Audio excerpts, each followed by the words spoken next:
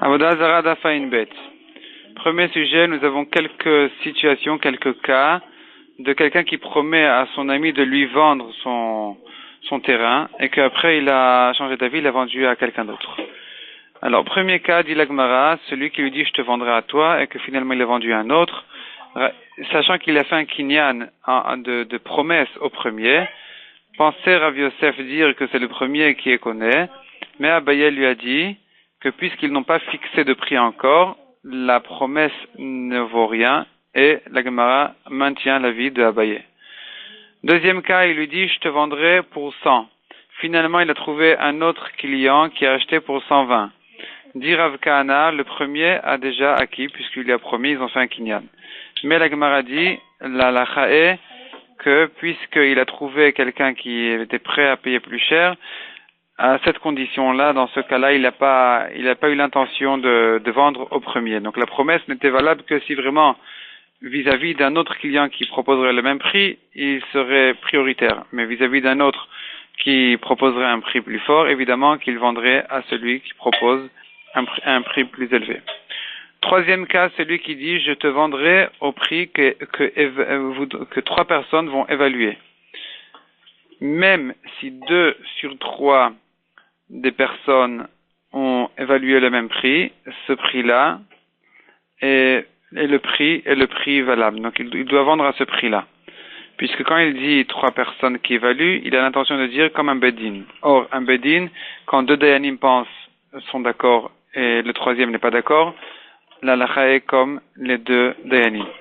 Mais s'il a dit comme diront 3 personnes, pas comme vont évaluer, mais comme diront 3 personnes, donc ici il n'a pas eu l'intention de faire ressembler ça à un cas de bedin.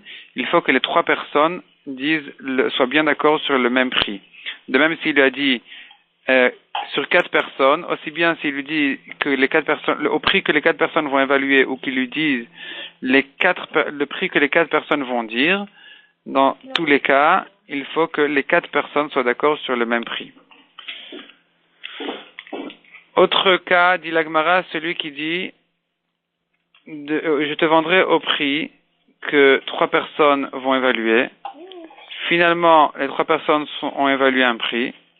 Et le vendeur a dit non, mais je préfère que 3 personnes qui sont plus mumchim, que eux, ils viennent évaluer un autre prix. La Gemara ramène là-dessus une marloquette. Est-ce que on écoute le vendeur et donc on cherche 3 plus compétents que les premiers, ou bien, dit la Gemara, il y a une deuxième sévara et c'est comme ça la lacha que la Gemara tranche, c'est de dire qui dit que les derniers sont plus compétents, peut-être que c'est eux qui se trompent et les premiers qui ont raison, et donc on n'écoute pas le vendeur et il doit vendre au prix des 3 premiers. Deuxième sujet, dit la Mishnah, celui qui prend un entonnoir et qu'il verse du vin à un goy et ensuite à un juif. Si dans l'entonnoir il y a un endroit où le vin risque de s'arrêter là-bas, donc on doit craindre que ce vin-là qui s'est arrêté dans l'entonnoir quelque part est un vin qui a été déjà interdit à cause du vin du premier goy, et donc quand il tombe dans l'ustensile du juif, il interdit le vin du juif.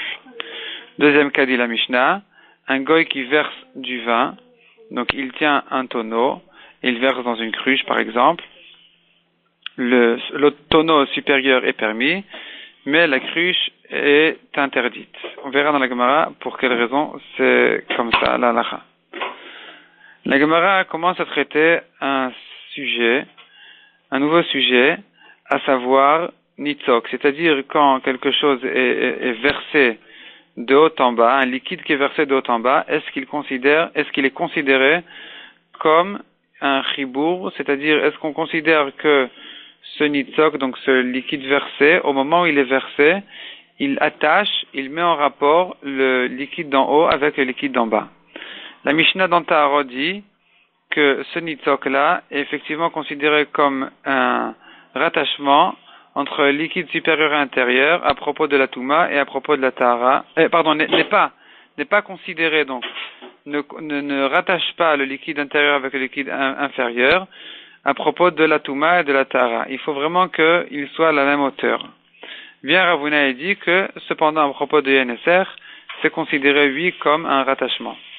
Donc s'il y a du Yaineser, par exemple en bas, et qu'on verse dans le Yaineser du vin kasher, le vin kasher de la bouteille même, a priori, devient interdit parce qu'il est rattaché au vin du Yaineser d'en bas, donc du tonneau inférieur, de la cruche inférieure, et donc tout le vin supérieur devient interdit. La Gemara veut prouver au début de cette Mishnah-là de Taharot on voit dans la Mishnah que c'est qu'à propos de Touma et Tahara, que c'est pas considéré comme un rattachement, mashma qu'à propos de NSR, ça rattache, oui, les liquides d'en haut et d'en bas. La Gemara repousse cette preuve. La Gemara ramène une deuxième preuve de notre Mishnah d'à propos de l'entonnoir et la Gemara repousse aussi. La Gemara ramène une troisième preuve de la Sefa de la Mishnah, de celui qui verse, un goy qui a versé du vin dans une cruche. On a vu que le vin d'en haut est permis et le vin d'en bas est interdit. La Gemara repousse aussi cette preuve-là. Donc les trois preuves sont repoussées. Les trois preuves qu'on a ramenées pour prouver le din que le vin à propos de NSR, donc le vin du Nitzok, rattache le vin d'en haut avec le vin d'en bas. Et la Gemara dit aussi, celui qui verse du vin dans le puits, le liquide, le vin qui est en train de tomber est interdit. La Gemara pensait qu'il s'agissait, au début, la Gemara pensait dire dans la Vamina qu'il s'agit d'un puits de Yaineser. Et donc on verrait de là que le Nitzok rattache, donc il interdit le vin d'en haut aussi.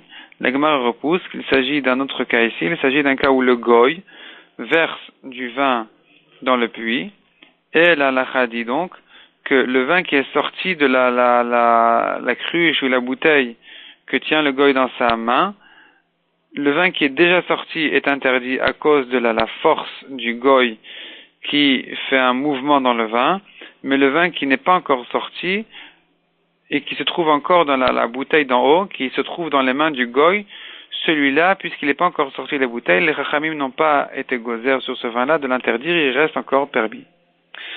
La Gemara ensuite raconte que Rav Chizda a prévenu les vendeurs de vin de faire attention quand ils vendent du vin à des goïms, de ne pas le verser en laissant le liquide versé. Le liquide qui est en l'air doit être détaché du liquide qui se trouve encore dans la bouteille. Donc il faut vraiment incliner la cruche du vendeur, incliner pour que le vin sorte de la cruche, et avant même que le vin ne tombe dans les ustensiles du goy, redresser la cruche du vendeur de manière à ce qu'il n'y ait pas d'attachement entre le vin du vendeur et le vin du goy. Donc Rav Chizda aussi craignait donc le nitzok, cet attachement-là. Rava de même a dit à ceux qui versaient les vins donc c'était en fait des gens employés, des ouvriers qui venaient, qui aidaient les vendeurs et qui risquaient, le vendeur était juif, ou bien les responsables de verser ce vin-là, c'était en fait du vin de juif, et ils se faisaient aider par des goïms. Donc il les a avertis de faire attention, de ne pas laisser un goy s'approcher du vin au moment où il verse le vin, de peur que le goy ne verse le vin à lui seul et que tout le vin qui va sortir donc de la cruche qui se trouve dans ses mains risque de devenir interdit. Ensuite, la Gemara ramène deux ustensiles un peu spéciaux qu'ils avaient l'habitude d'utiliser de leur temps. C'est un système avec une paille ou deux ustensiles l'un côté de l'autre, et pour faire passer le liquide de l'un à l'autre, ils avaient l'habitude, en aspirant le vin de la première paille et en le faisant passer à la deuxième paille pour que le vin arrive au deuxième ustensile. Et ce qui s'est passé, c'est que le goy a touché le vin du deuxième kli, du deuxième ustensile, et la halakha est, dit la Gemara, que tout devient interdit car on considère les deux cruches comme un seul même grand tonneau. De même, dit la Gemara,